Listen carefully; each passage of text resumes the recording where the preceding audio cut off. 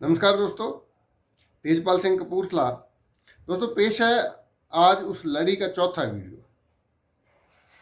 पिछले 3 वीडियोज में हमने ये जाना कि जब नाक के रास्ते कोई गंदगी, कोई बैक्टीरिया, कोई वायरस हमारे शरीर में जाता है तो हमारा शरीर उसे बाहर निकालने के लिए छींक क्रिएट करता है। अगर छींक से बाहर नहीं जा पाता या छींक को रोकने के लिए हम कोई दवा खा लेते हैं तो उसके बाद दूसरा तरीका हमारे शरीर का ये होता है कि हम बॉडी नाक से पानी, जिसे हम रनिंग नोज बोलते हैं, कोल्ड, सिंपल कोल्ड या कॉमन कोल्ड बोलते हैं, वो भी एक तरीका होता है बॉडी का गंदगी को या बैक्टीरिया वायरस को बाहर निकालने का।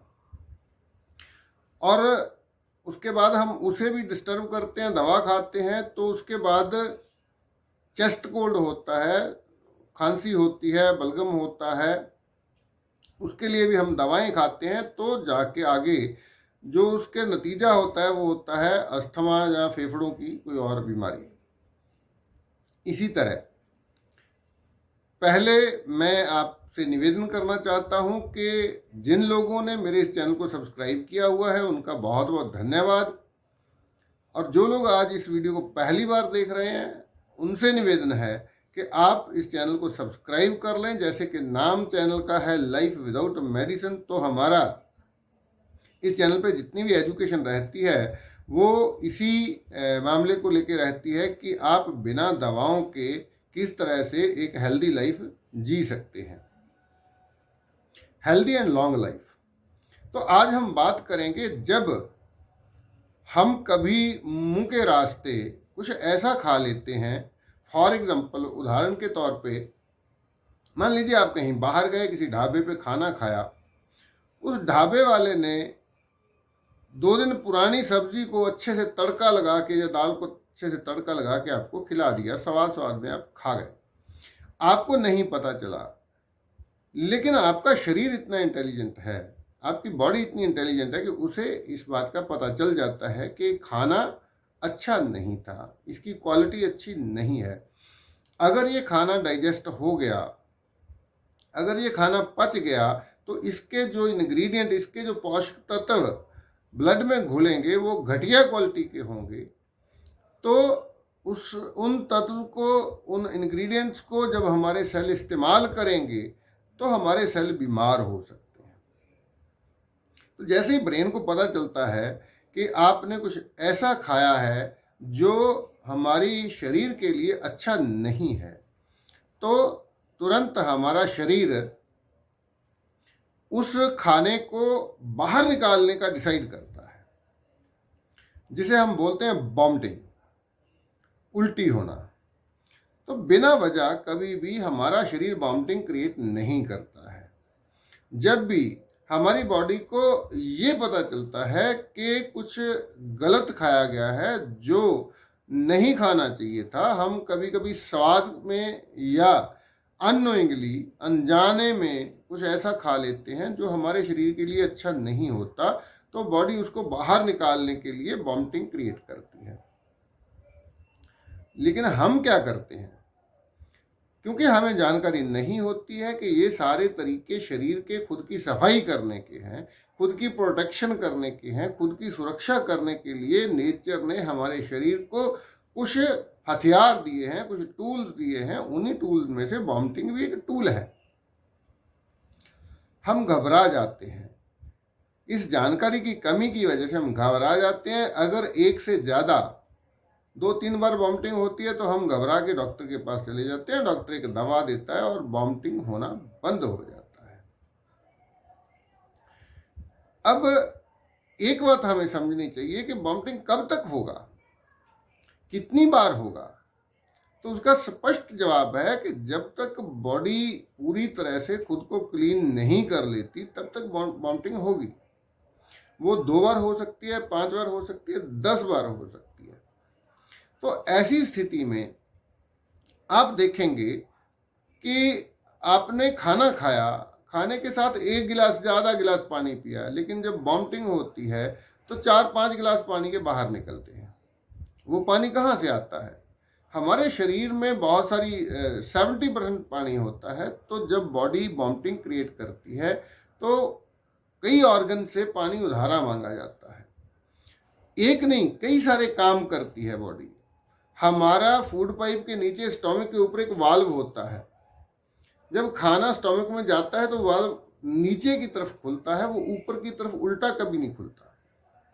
इसीलिए अगर आप पेट भर के खाना खाने के बाद सर के बल खड़े हो जाएं, उल्टा खड़ा हो जाएं, तो भी खाना वापस मुंह में नहीं आएगा, क्योंकि वहां एक वाल्व होता है जो उल्टा नहीं खुलता है। लेकिन जब बॉडी ये डिसाइड करती है कि अब इस खाना जो गलत खाया गया है इसको बाहर निकालना है, वॉमिटिंग क्रिएट करनी है, तो बॉडी उस वाल्व को उल्टा खोलती है।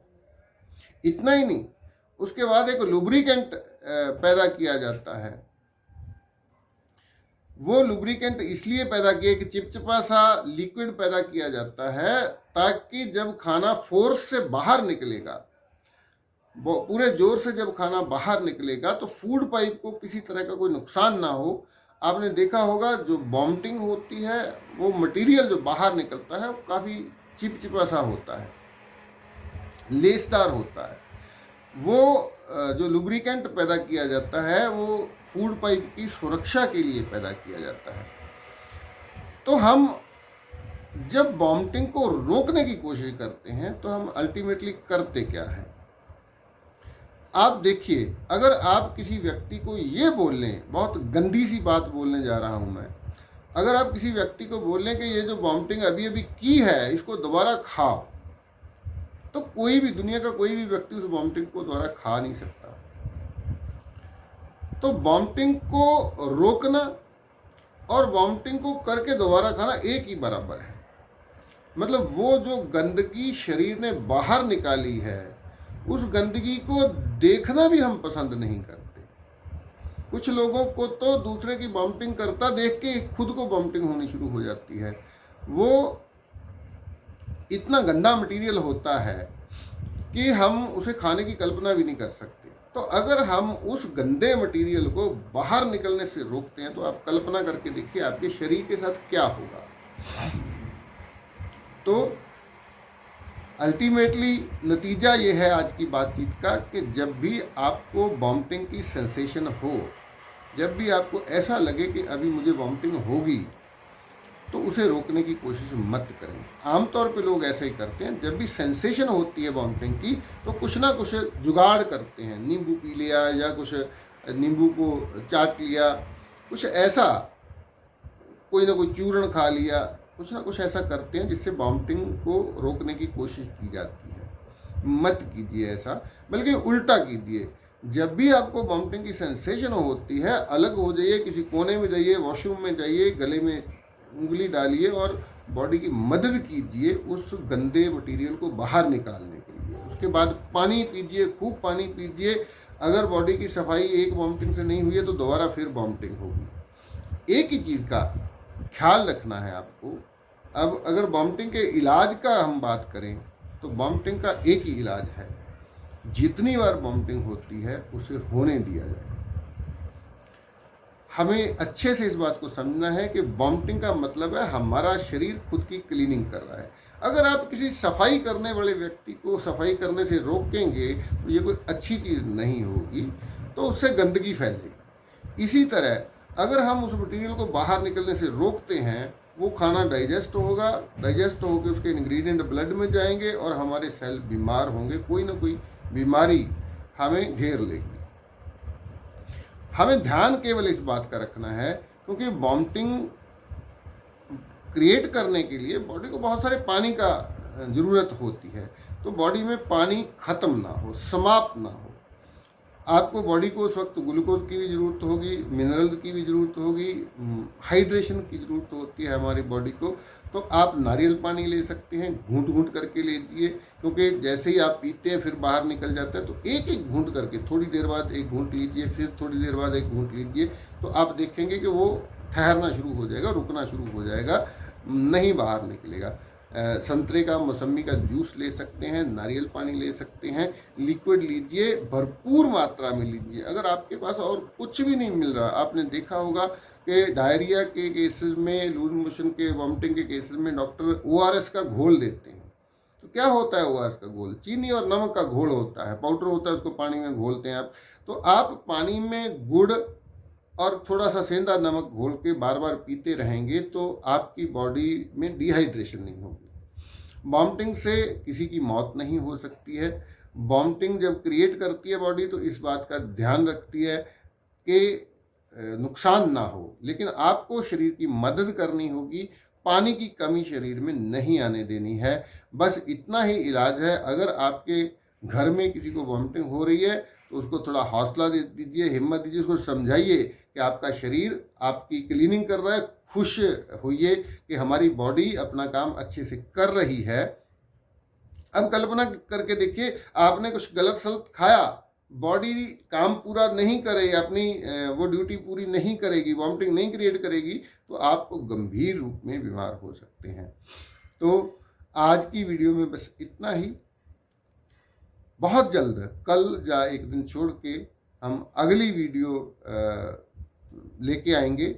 आप जुड़े रहिए, सब्सक्राइब कर लीजिए। अगर आपको ये लग रहा है कि इस जानकारी से आपको लाभ हो रहा है तो इस लाभ को अपने तक सीमित मत रखिए, दूसरे लोगों से शेयर कीजिए, अधिक से अधिक लोगों तक इस बात को पहुंचाइए, ताकि हम इन छोटी छोटी चीज़ों के लिए दवा खा के जो अपने शरीर का नुकसान करते हैं, पैसे का भी नुकसान करते हैं, वो नुकसान हम न करें और हमारा शरीर लंबे समय तक तंदुरुस्त रह पाए, बिना दवाओं के, बिना डॉक्टर की मदद के। आप सबका शुक्रिया, मेहरबानी।